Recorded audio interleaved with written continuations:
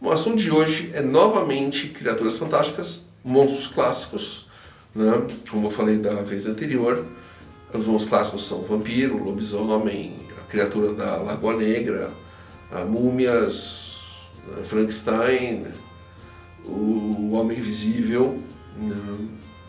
E hoje nós vamos falar do lobisomem.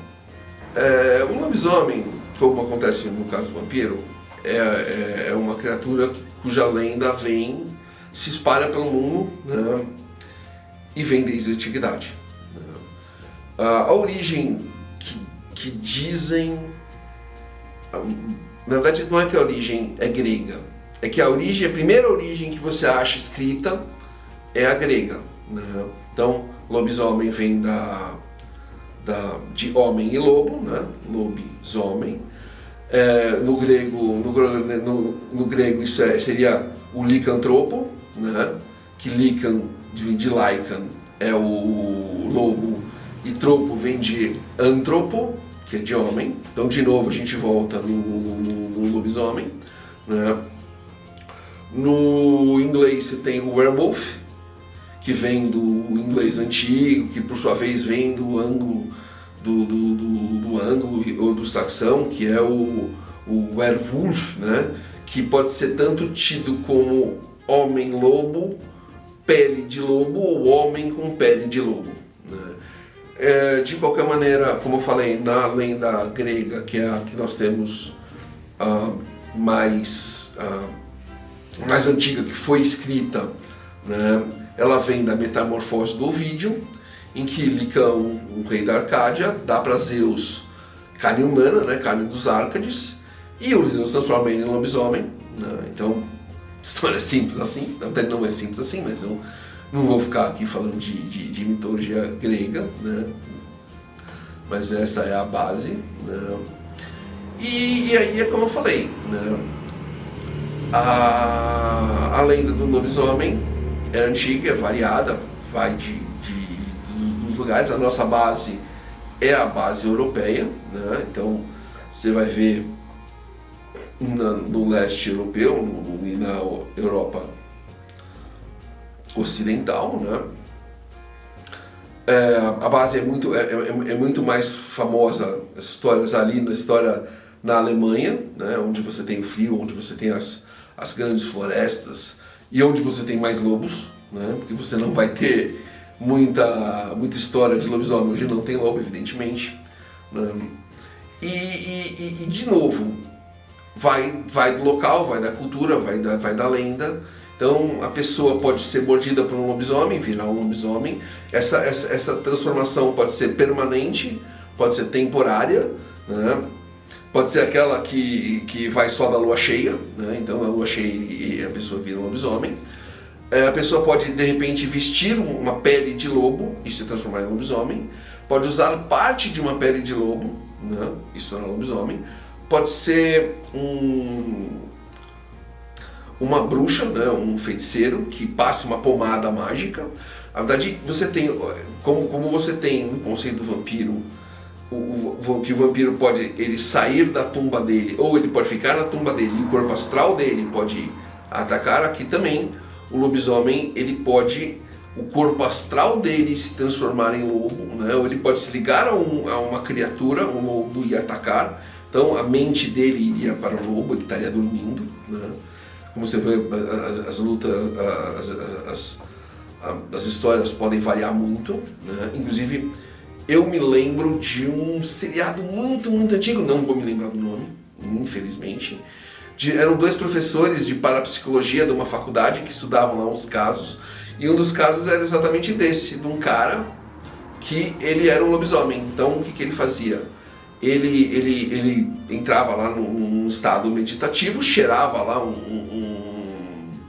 algum feromônio qualquer, e ele conseguia fazer com que a mente dele entrasse na mente de um lobo próximo ali, né, um coiote que estava na cidade dele. Então é bastante interessante, dá para trabalhar esse conceito, né? Inclusive a ideia de origem tinha história que você podia, se você passasse a noite, né, sob a lua cheia e tomasse uma água de chuva, né, você podia virar lobisomem, Uhum. E você tem o conceito de que assim, então se você for mordido por um lobisomem e se tornar um lobisomem, para que você volte sem morrer, né, sem ser morto, você teria que matar o lobisomem original. Então, né, que na verdade é uma teoria que também é ligada no vampiro. Se o vampiro tem crias de vampiro e você matar o vampiro original, esses vampiros morreriam, lógico, porque as pessoas para ser vampiro teriam que ter morrido, né? Dos lobisomens não, né? E como sempre, o conceito de lobisomem é prata, né? A fraqueza do lobisomem é prata, né? Lua cheia. Mas isso, evidentemente, nas lendas mais europeias, né? A gente tem pouco contato com as lendas não europeias. De qualquer maneira, existem lendas de pessoas que se transformam, né? Como eu falei, a gente chama de were alguma coisa em inglês, né? Em diversas culturas. Então, na Ásia ali, né? Mais na Índia, mas também em outros locais, você tem o Rakshasa. O Rakshasa seria ele se transformar em tigre, né? Então você percebe a lógica, né? Na Alemanha, ali na Europa, você tem o lobo, né? Você chegando ali na Ásia, você tem o tigre, porque tinha mais tigres do que lobo, né? Na África você tem esses seres que viram leão, esses seres que viram pantera, esses seres que viram jaguar, né? E se você for parar a pensar, na verdade, isso é interessante. Na América, você tem poucos casos, porque os lobos não eram tão problemáticos na América, né? Então, você vê na América do Norte, você tem mais a figura do coiote, que é um lobo meio porcaria, né? Um lobo menorzinho, não é o lobo, né? O lobo você vai ver só ali, mas muito no norte, no Alasca, ali no Canadá, o lobo como o lobo europeu. E no Brasil a gente tem o lobo-guará, que também nunca foi um lobo, era um lobo mais solitário, né? Então, não que você não possa, veja bem, você pode fazer, até seria super interessante uma história de um lobo-guará, um lobisomem-guará, né? Mas de qualquer maneira não tem. Por exemplo, então você vai ver na América do Norte, você tem a figura do loup-garou. O loup-garou, na verdade, ele vem do mito francês, né? Que foi trazido pelos franceses que foram para o Canadá, e para os franceses que vieram ali pelas ilhas ali da América Central. Então, quando eles vieram todos para o sul dos Estados Unidos, ali, como eu já comentei na parte de gastronomia, né, você tem a cozinha Cajun, que é a cozinha dos franceses que vieram do Canadá, e a cozinha Creole, que é a cozinha dos franceses, né, dos que vieram das ilhas ali da América Central, né, e trouxeram a figura do loup-garou, que é um mito francês. E aí aqui no Brasil nós temos a figura do Louison, que também é um lobisomem, também deve ter sido trazido provavelmente pelos franceses ou pelos portugueses.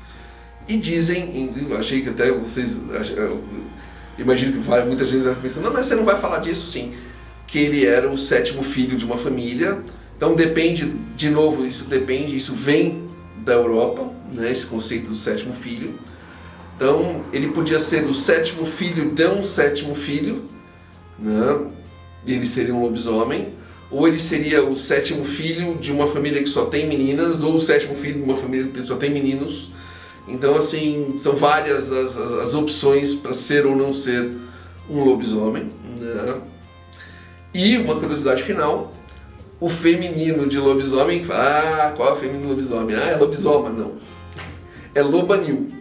Isso eu também não sabia, né? Foi bem interessante fazer a pesquisa e descobri que existe um feminino de lobisomem, que é lobanil, né? De qualquer maneira, é um tema interessante. É um tema, se a gente for para pensar dentro do terror, não tão usado, né? Já teve autores nacionais que escreveram histórias de lobisomem. Lá fora também nós temos, mas não é... Inclusive tem um filme que foi a adaptação de um livro, O 7º Filho, que era exatamente o 7º filho. Eu não assisti, nem li o livro, é infanto-juvenil, né? Eu não sei se tem a ver com lobisomem ou se tem a ver com feitiçaria, mas eu sei que tem. Mas dá para fazer, né? Então, como eu falo, assim, eu não vou falar todos os mitos, né? Eu estou dando só pequenos toques, né? Que é a ideia do Dicas, para que, se você se interessar, você use. De novo, funciona na sua história, como eu comentei no Vampiro. Funciona na sua história de fantasia medieval? Funciona. Funciona na sua história de terror? Funciona.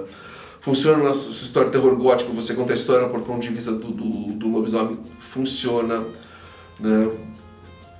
Então, pesquise, faça, né? Escreva a sua história, faça a sua pesquisa, escreva a sua história. E, como sempre, se você gostou, curte o vídeo, né? Repassa ele para seu amigo que gosta do tema e que está escrevendo, que de repente quer escrever sobre lobisomens, né? E até a próxima, né? Siga a gente nas redes sociais, espero que você tenha gostado.